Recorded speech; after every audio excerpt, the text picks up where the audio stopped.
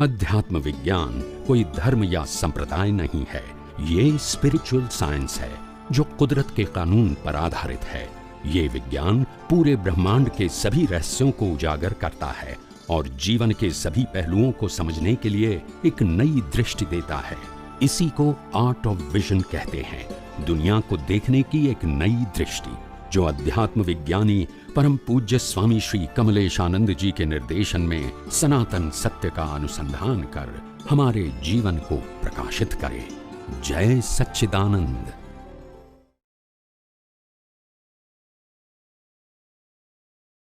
समाधि विषय આપણે થોડું વાંચ્યું હોય સમાધિ અને એના માટે ઘણીવાર મેડિટેશનના દેશમાં પ્રયત્ન કર્યો, પણ એમાં આપણે સારી રીતે આગળ જઈશું તો એના માટે શું જરૂરી છે અને શું કરવું જોઈએ? पहली वस्तु तो है कि मेडिटेशन करना कौन कौन करे?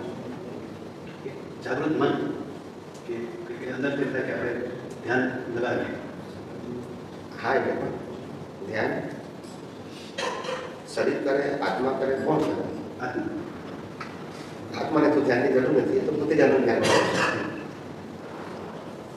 ध्यान आत्मा ने करे શું કરવાનું? આત્મા નું કરવાનું કે આત્મા ને કરવાનું? ये समझना ध्यान आत्मा નું કરવાનું હોય, આત્મા ને ના કરવાનું। પહેલી વસ્તુ ધ્યાન શબ્દ તો દાનવ શબ્દ કહેવાય, પણ આત્મા માટે ધ્યાન કરતા જાગૃતિ શબ્દ વપરાય, અવેરનેસ શબ્દ વપરાય, વેલ્યુ ઇન્ટરેસ્ટ શબ્દ વપરાય, તો તમને ખ્યાલ આવે કે આત્મા શું છે। અનાદિકાળથી આપણે શરીરની વેલ્યુ કરતા આપીએ છીએ અને રિલેટિવ શબ્દ છે, અને છેલ્લે બાળવાનું છે એ પણ હકીકત છે। ત્યારે ખબર પડે કે રિલેટિવ શબ્દથી જુદું જે ચેતન છે, જે સનાતન સત્ય છે, એનો અનુભવ કરવાનો, કારણ કે એ આપણે છે। એ ના હોય તો જન્મ મરણના ચક્કર ના આવે, શરીર તો પુનર્જન્મ ના લઈ શકે, લઈ શકે સમજાય છે? એટલે આત્માને કારણે પુનર્જન્મ છે, આત્મા છે અને અજ્ઞાન છે તો કર્મ છે અને પુનર્જન્મ છે। આત્મા અને શરીર હોય, અજ્ઞાન ના હોય તો કર્મ ના હોય, તો પુનર્જન્મ ના હોય, સમજાય છે?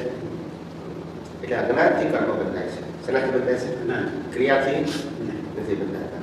જગતના લોકોને આ સમજતા સમજતા લાખો અવતાર થઈ જાય, કારણ કે દરેકને અત્યાર સુધી વ્યવહારમાં ક્રિયાથી કર્મ બંધાય છે એવું જ સાંભળેલું છે।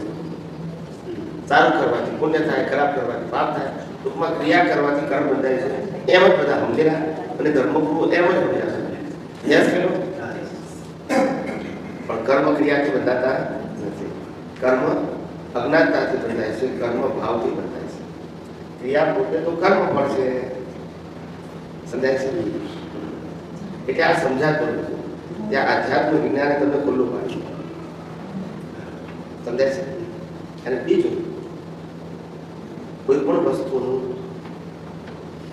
ધ્યાન કરીએ તો ખાસ ધ્યાન રાખવાનું હોય કે આત્માનું ધ્યાન કરી શકાય નહીં, આત્માને ધ્યાનમાં રાખી શકાય કે હું શુદ્ધ આત્મા છું, કારણ કે આપણે પોતે છીએ, આપણાથી જુદો હોય તેનું ધ્યાન કરીએ, લક્ષમાં રખાય, શું રખાય? એટલે ત્યારે લાઈવ પ્રતિષ્ઠિત આત્મા, લાઈવ કીધું એ પેલા એમ કહેતો તો હું શરીર છું, હવે એ કહે છે હું શુદ્ધ આત્મા। હવે શરીર કહેતો હતો એ અજ્ઞાન નથી, કેમ? કારણ કે શરીર તો કુદરત આપે છે, પછી આપણે કઈ કરી શકીએ, અને લઈ પણ કુદરત લેશે, આત્મા આપતો નથી, લેતો નથી, માટે આત્મા તરીકે આપણે કાયમ નથી, શરીર તો કર્મ ભોગવવાનું સાધન છે, એટલે આપણે ના હોઈ શકીએ, સમજાય છે? એટલે અનાદિકાળથી આ જ મુશ્કેલી છે। આ ભાઈએ કીધું ને કે આપણને ખબર પડે કે આ મકાન મારું છે પણ હું મકાન નથી, બરાબર? આ કાર્ડ મારી પણ હું કાર્ડ શું કહીએ? બેંક બેલેન્સ મારા પણ હું બેંક બેલેન્સ કહીએ? પણ અહીંયા ભૂલ કરી નાખ્યું, શરીરે મારું અને હું શરીર બે થઈ ગયું, હું મારું બે થઈ ગયું, એટલે ભૂલ થઈ ગઈ। પેલા બધામાં જુદું રહેશે, આમાં શું થઈ ગયું? ભેગું થઈ ગયું, ત્યાંથી આ અજ્ઞાન ઊભું થયું। શરીર છે એટલે અજ્ઞાન નથી,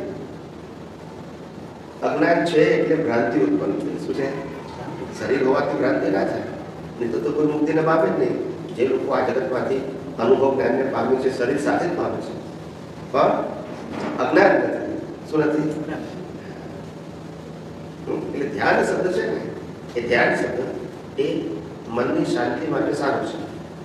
આત્માની અનુભૂતિ માટે કોઈ ધ્યાનની જરૂર નથી. આત્માની અનુભૂતિ માટે સમ્યક જ્ઞાન અને સમ્યક દર્શનની જરૂર છે. સમ્યક જ્ઞાન એટલે ચેતન, અવિનાશી અને અનંત શક્તિવાળો એવો સુધાર. અને સમ્યક દર્શન એટલે મારા આત્મા સિવાય મન, વચન, કાયા તેની અવસ્થા અને આ 5 જ્ઞાનેન્દ્રિયોથી અનુભવાતી સમગ્ર સૃષ્ટિ એ કુદરત છે. તો આ સમ્યક દર્શન આ બધી અવસ્થામાં રહેવું જોઈએ. બસ તો કર્મ બંધાય નહીં. આમાં કોઈ ક્રિયા વચ્ચે આવતી, આમાં કોઈ ધર્મ સંપ્રદાય વચ્ચે આવતો નથી. સમજાય છે? આવું સીધું સાધુ વિજ્ઞાન છે. ના સમજાય? સમજે બીજું શું પૂછવું છે?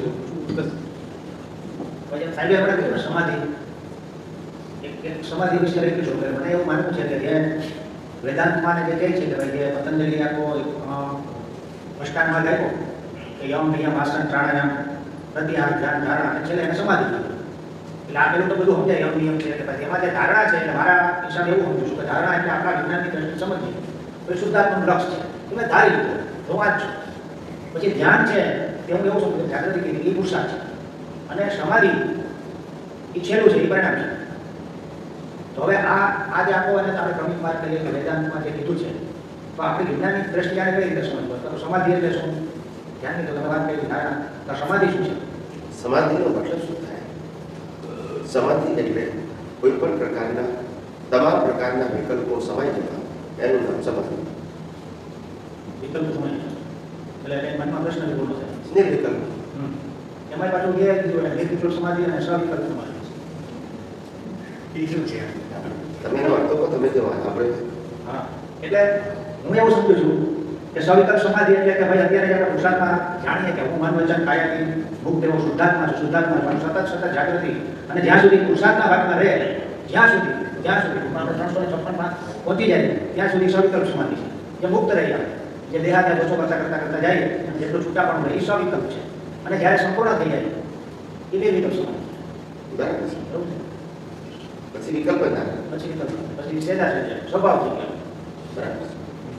એટલે જ્યાં સુધી પુરુષાર્થ છે ત્યાં સુધી સવિકલ્પ સમાધિ અને પુરુષાર્થનો એન્ડ એનું નામ નિર્વિકલ્પ. પછી પુરુષાર્થ રહે હા, તો સ્વભાવ થઈ ગયો. જે સ્વભાવ છે નિર્વિકલ્પ એટલે પોતાના સ્વભાવમાં સ્થિર થઈ ગયું.